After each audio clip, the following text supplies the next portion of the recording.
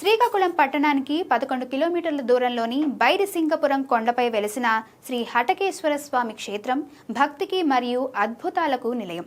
11వ శతాబ్దం నాటి ఈ ఆలయ చరిత్ర వింటే ఎవరైనా ఆశ్చర్యపోవాల్సిందే.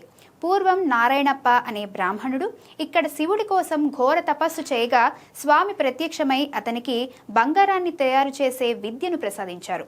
హఠకము అంటే బంగారం అని అర్థం. అందుకే స్వామికి హటకేశ్వరుడు అనే పేరు వచ్చింది. ఆ విద్యతో లభించిన బంగారంతోనే ఈ అద్భుత ఆలయాన్ని పునర్నిర్మించారు. అయితే ఈ ఆలయంలో మరో ఆసక్తికరమైన కథ కొండమ్మ అనే భక్తురాలిది. కరజాడ గ్రామానికి చెందిన కొండమ్మ స్వామివారి వరంతో పుట్టిన శివభక్తురాలు.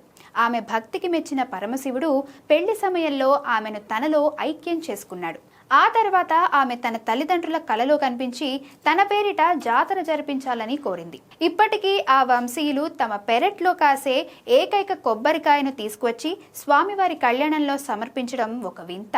ప్రతి ఏటా చైత్రశుద్ధ సప్తమి నుండి ఇక్కడ జరిగే కొండమ్మ తల్లి జాతరకు వేలాది మంది భక్తులు తరలివస్తారు. భక్తి ఉంటే చాలు ఆ భగవంతుడిలో ఐక్యం కావచ్చని నిరూపించిన ఈ పుణ్యక్షేత్రం నిజంగా దర్శనీయం.